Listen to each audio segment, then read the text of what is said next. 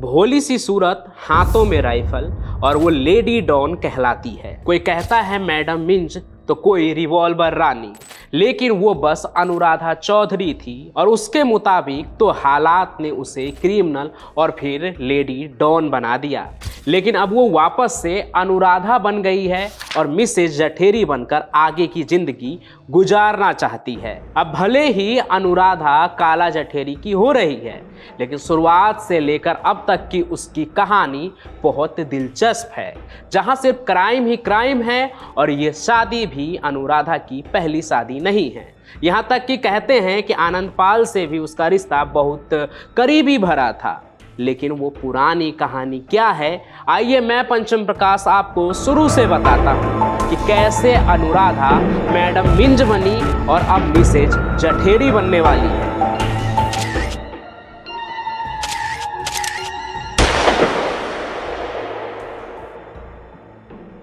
राजस्थान के सीकर में एक गांव है अलपसर, जहां एक मिडिल क्लास जाट परिवार में अनुराधा का जन्म हुआ।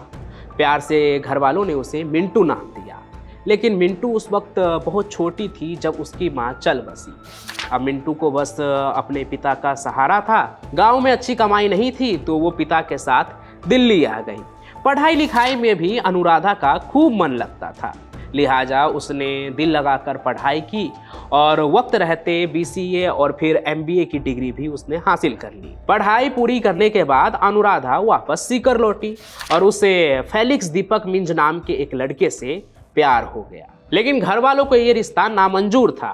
अनुराधा अब तक अपनी मर्जी की मालिक हो चुकी थी, एडल्ट थी, इसलिए अपनी जिंदगी का फैसला उसने खुद लिया। घर और समाज वालों के तमाम विरोध और ऐतराज की उसे कोई परवाह नहीं हुई और उसने अपने प्यार को चुना और दीपक से लव मैरिज भी उसने कर ली। प्रेम विवाह के बाद वो दीपक के साथ एक खुशनुमा जिंदगी जीने लगी। अनुराधा का पति सीकर में ही शेयर ट्रेडिंग का कारोबार करता था।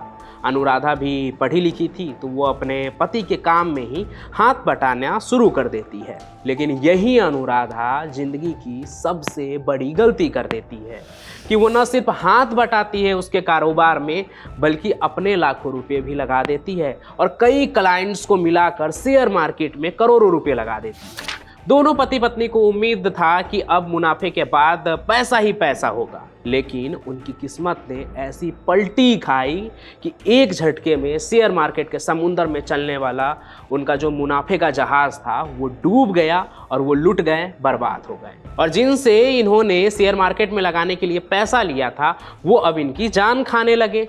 कहते हैं फिर इसी फाइनेंशियल क्राइसिस से बचने के लिए अनुराधा चौधरी जुर्म के रास्ते पर आ जाती है और फिर राजस्थान के हिस्ट्री सीटर बलबीर बानुड़ा के जरिए आनंद पाल से मिली और ये साल था 2013। और आनंद पाल एक ऐसा गैंगस्टर था जो दुश्मनों के लिए हैवान था और बहुत लोगों के लिए रॉबिन हुड भी।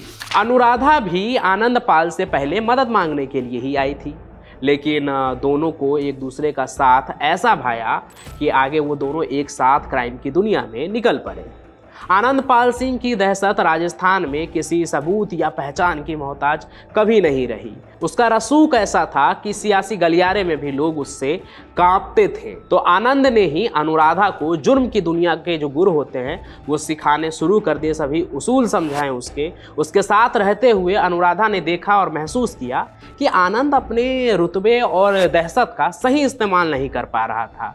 फिर अनुराधा ने आनंद पाल को बदलना शुरू कर दिया और देखते ही देखते आनंद का हुलिया, आदतें, रहन सहन सब बदल गया।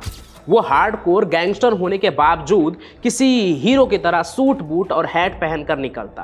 अब आप सोच रहे होंगे कि जब अनुराधा आनंद पाल की इतने करीब आ रही थी तो आखिर उसका पति दीपक कहाँ गया जो उससे इतना प्यार करता था, शादी भी की थी। अब देखिए, यूँ तो इन दोनों ने लव मैरिज ही किया था, लेकिन अनुराधा का जिस तरह से आनंद पाल से करीबी बढ़ रहा था और वो जिस तरह से आनंद पाल के साथ क्राइम में घुसती जा रही थी, उसके बाद दीपक ने उससे दूरी बढ़ानी शुरू कर दी।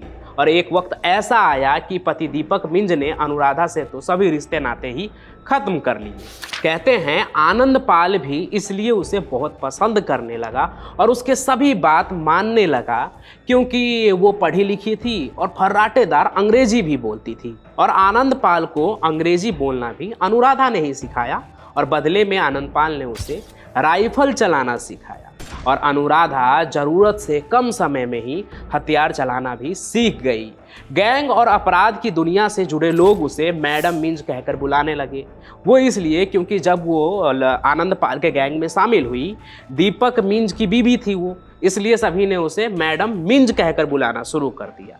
और मैडम मिंज बनते ही अनुराधा आगे किए जाने वाले अपराधों की प्लानिंग भी करने लगी थी। जल्द ही वो पेशेवर मुजरिम भी बन गई और राजस्थान में आनंदपाल के साथ उसका भी नाम लिए जाने लगा। आलम यह था कि वो जहाँ से गुजरती वहाँ लोगों के सर अदब से झुके न झुके, लेकिन उसके खौफ से जरूर झुक जाता था और अब वो आदतन धड़ल्ले से वारदातों को अंजाम देने लगी। साल 2013 में ही उसके ऊपर रंगदारी का पहला मामला दर्ज हुआ था और उसके सिर पर 10,000 रुपये का इनाम भी रखा गया और पहली बार अनुराधा यानी मैडम मिंज सुर्खियों में शुमार हो गई। लेकिन फिर अगले साल अनुराधा ने कुछ ऐसा किया कि उसका नाम हर तरफ आग की तरह फैल गया। देखिए, मामला ये था कि 27 जून 2006 को आनंदपाल ने दिन दहाड़े जीवन राम गोदारा नाम के एक शख्स की हत्या कर दी थी और केस चल रहा था। और इसी हत्याकांड में एक गवाह था जीवन राम का भाई इंद्रचंद्र गोदारा, जिसकी पेशी अगर कोर्ट में होती तो आनंदपाल लंबे समय के लिए नप जाता। तो अपने आशिक को बचाने के लिए अनुराधा चौधरी ने साल 2014 में इंद्रचंद्र को किडनैप कर लिया और पुणे ले गई, जहां एक फ्लैट में उसे बंधक बनाकर रख लिया ताकि वो गवाही ही न दे पाए। लेकिन एक दिन मौका पाकर इंद्रचंद्र ने एक पर्ची खिड़की के नीचे फेंक दी जिस पर लिखा था, मैं किडनैप हो गया हूं और मुझे यहां पर मदद की जरूरत है, कोई मदद करो। फिर क्या, पर्ची जिसने भी पढ़ी उसने और लोगों को ये बात बता दी कि फ्लैट के अंदर किसी को किडनैप कर रखा गया है। भीड़ हुई, लोग इकट्ठा हो गए, फिर फ्लैट को घेर लिया गया और कहते उस वक्त अनुराधा बड़ी मुश्किल से अपने गुर्गों के साथ वहां से भागने में कामयाब हो गई और फिर जैसे तैसे वो बचते बचाते राजस्थान वापस पहुंची। उस वक्त आनंदपाल तो जेल के अंदर था, तो अनुराधा ने ही खुद गैंग को संभाला और कारोबारियों से फिरौती मांगने लगी, उन्हें अगवा करने लगी और रैंसम पैसा भी वो इकट्ठा करने लगी। लेकिन उसके लिए काले दिन फिर से शुरू हो गए जब आनंदपाल का खात्मा हुआ। आनंदपाल के एनकाउंटर की कहानी तो मैंने आपको बताया ही था कि कैसे एक गैंगस्टर से पूरा राजस्थान परेशान था और फिर साल 2017 में आईएएस दिनेश एमएन ने अपने सूझबूझ से आनंदपाल को खत्म कर दिया और उसके बाद पूरे राजस्थान में उसका आतंक खत्म हुआ। एक तरह से जहां पूरा राजस्थान आनंदपाल के खौफ से आजाद होने के बाद खुश था, वहीं इससे सबसे बड़ा झटका जो लगा था वो अनुराधा चौधरी को, क्योंकि अपने लव मैरिज वाले रिश्ते को ठुकरा कर आनंदपाल के पास आई थी वो, ताकि उसे कोई परेशानी ना हो। लेकिन आनंदपाल के मौत के बाद उसकी हालत फाइनेंशियल क्राइसिस से भी बदतर हो गई, क्योंकि उस वक्त तो बस कुछ लोग थे जो अपना पैसा मांग रहे थे, पैसा वसूल करना चाह रहे थे।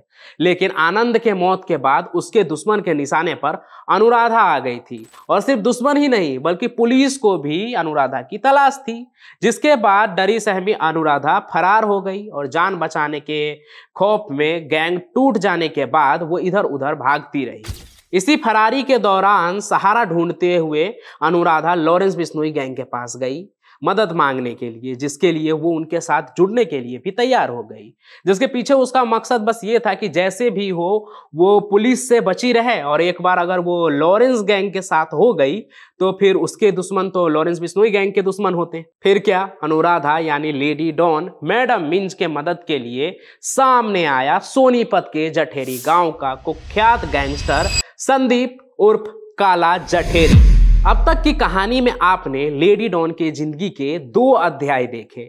एक आनंदपाल से मिलने से पहले पढ़ी लिखी पर फाइनेंशियल क्राइसिस से जूझ रही अनुराधा और दूसरी आनंदपाल से मिलने के बाद बन गई मैडम मिंज। लेकिन अब काला जठेरी के साथ उसकी जिंदगी का तीसरा अध्याय शुरू होगा, जो आज के मौजूदा कहानी से शुरू हुई है, यानी तिहाड़ से बारात और पुलिस के बंदोबस्त में उसकी शादी।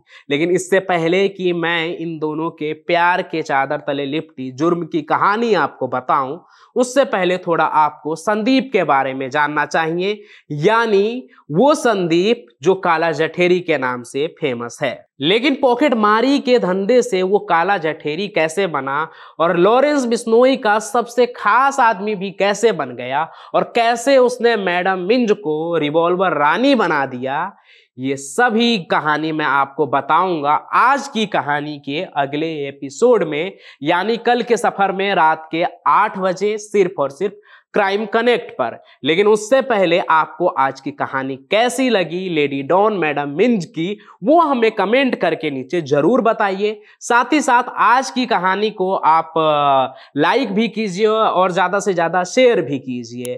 हम फिर मिलेंगे नए सफर में काला जठेरी की कहानी के साथ। तब तक के लिए धन्यवाद।